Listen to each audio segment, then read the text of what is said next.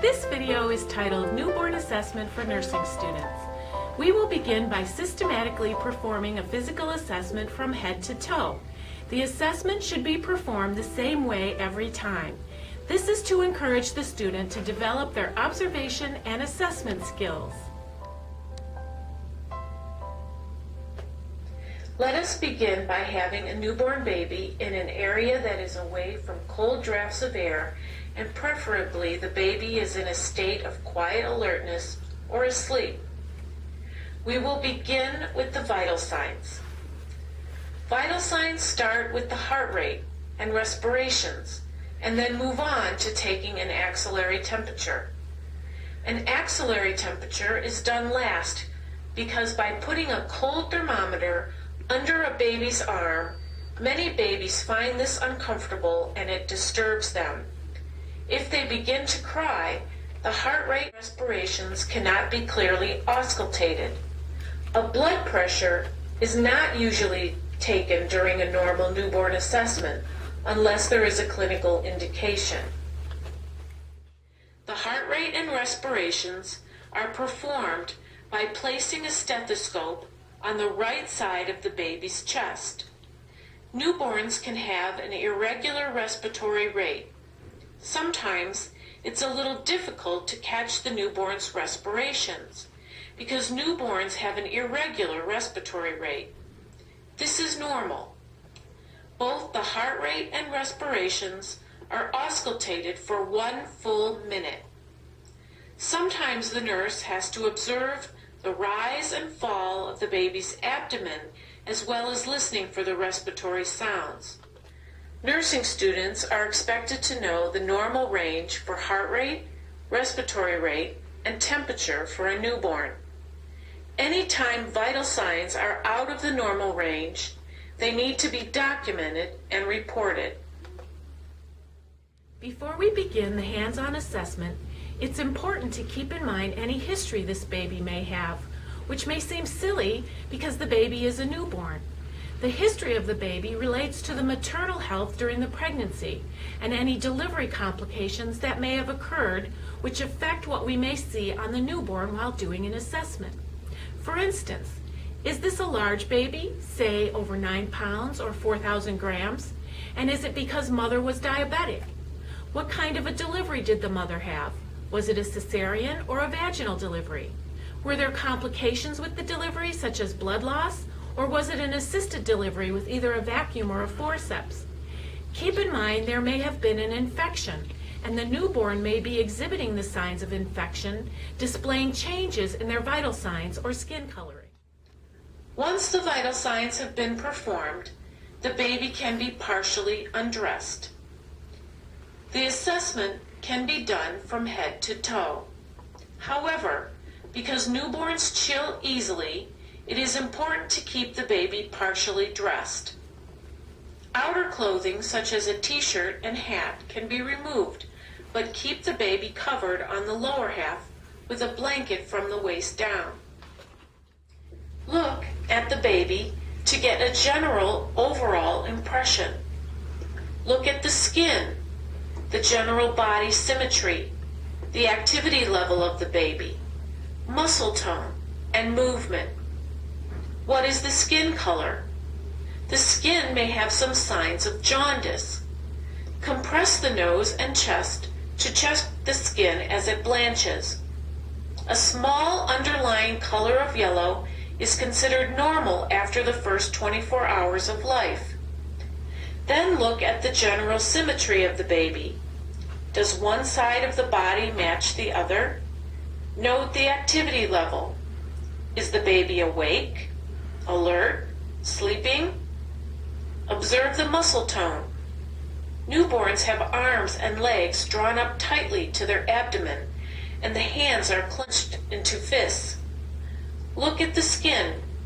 Is there any discoloration? Is it blotchy or mottled? Are the hands and feet a bluish color known as acrocyanosis? This is normal in a newborn. Look for rashes, bruises, moles, or darkened areas. Does the baby have vernix or lanugo? Is there milia on the nose? Now, begin the hands-on assessment. Look at the head. Is it symmetrical? Is there any asymmetry?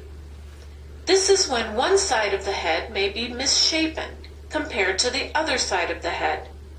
This could be from molding, a caput succedatum, or a cephalhematoma. Palpate the skull. It should feel smooth and fused except at the areas of the fontanelles.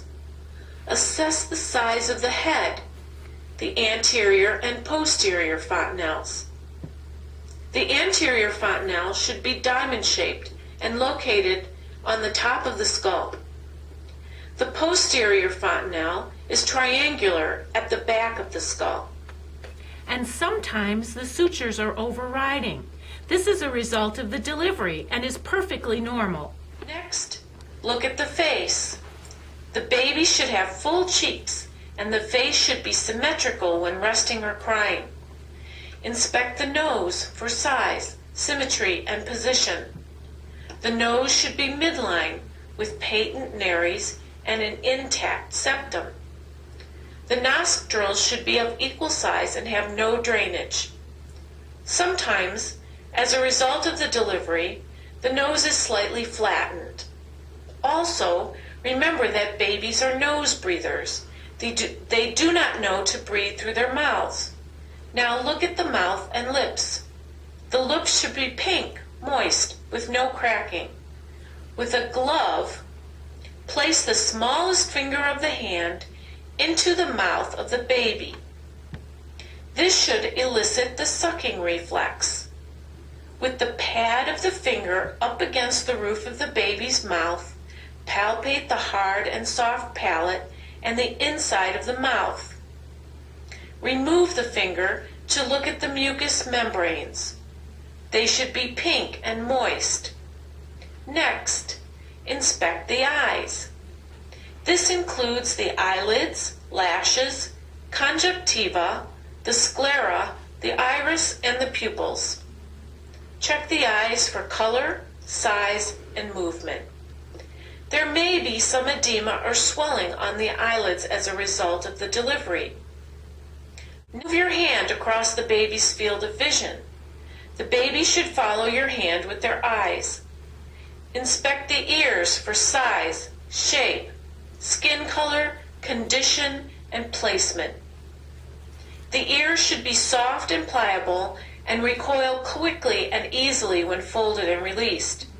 The ears should be aligned with the outer canthus of the eyes if an imaginary line was drawn from the outer corner of the eye to the ear.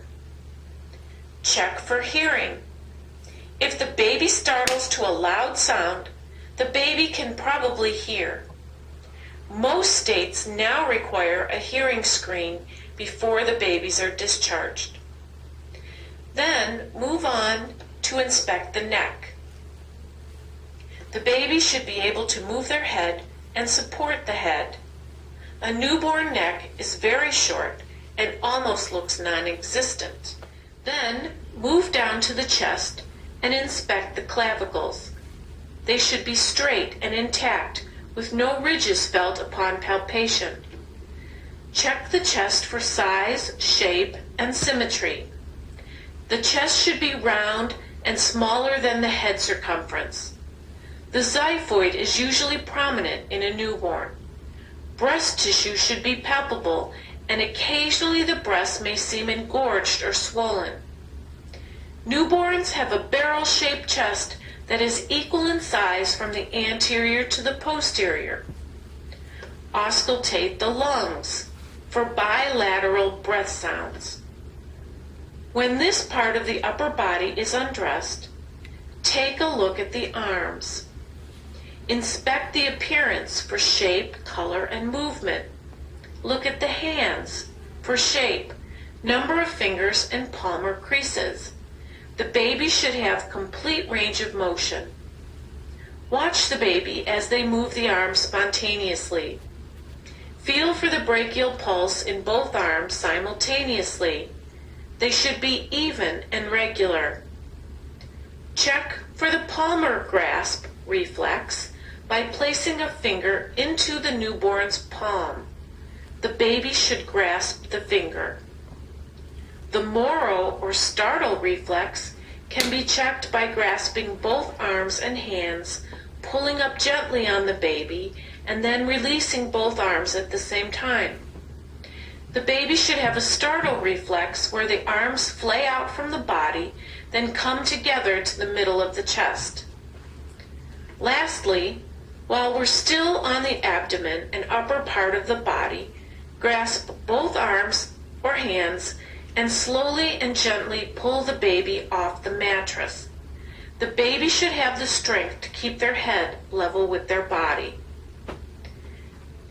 Now, cover the baby's upper part and move on down to the lower abdomen and lower extremities, eventually moving to the back. After uncovering the baby, loosen the diaper, but leaving it on because the baby may urinate during the rest of the assessment. Stop and observe the lower abdomen and extremities. Inspect the abdomen for shape and movement. Most newborns have a protuberant abdomen, but it should not be distended. The abdomen should move in synchrony with the respirations because newborns are abdominal breathers. Auscultate bowel sounds in all 4 quadrants, just as on an adult. Gently palpate the abdomen for any masses or tenderness. The way to assess for tenderness would be to observe whether the baby pulls away or grimaces. Inspect the umbilical cord area for signs of bleeding or infection. Most likely the baby has a cord clamp on and the cord is starting to dry. The drying cord feels hard like a fingernail. Inspect the male or female genitalia.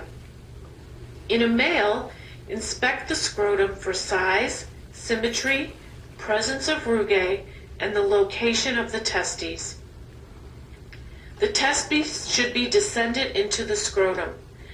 Female genitalia will be engorged or swollen from the maternal hormones of pregnancy. Sometimes there is a vaginal discharge that is mucousy with a tinge of blood. This is called pseudomenses or pseudomenstruation. Again, this is the result of the hormones of pregnancy. This is considered normal for a female in the newborn period and requires no treatment.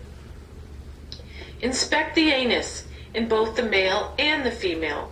If there has been a bowel movement, such as the meconium stool, this indicates that the anus is patent. Also, observe whether the diaper has been wet. Replace the diaper and continue the assessment. Assess the lower extremities, the legs and feet. They should move freely and spontaneously. The legs should be of equal length and symmetrical. Perform a hip assessment by checking the range of motion while feeling for any hip clicks. These movements are known as the ortolani and the Barlow maneuvers. Look at the feet. Count the toes. They should be symmetrical and move easily.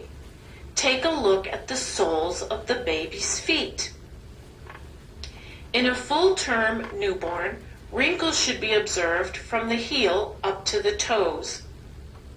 Check for the Babinski reflex by running a finger across the sole of the foot from the heel to the toes. In a normal newborn, the Babinski should be positive with the toes splaying out. Finally, take a look at the baby's back. Gently lift the baby and hold the baby in a prone position in one hand. Examine the spine. It should be straight and flat and easily flexed when the baby is held in this position. Feel the vertebrae from the neck to the sacrum. Observe the sacral area. Look for tufts of hair, a dimple, a mass, or a discolored area known as the Mongolian spot. Then lay the baby down on its abdomen. Gently grasp both legs, hold them straight, and draw them together while inspecting the folds in the back of the baby's legs. The folds should match from one leg to the other leg. Both legs should have symmetrical folds. Once this has been done, the newborn assessment is complete. The baby can then be placed on its back and dressed. Then offer the baby to a family member if they choose to hold the baby. This concludes our newborn assessment for nursing students. Please refer to your text for definitions and explanations of abnormal findings. And when you get to the maternal-newborn unit in your clinical rotation, please be prepared to demonstrate the procedures you learned today. Thank you.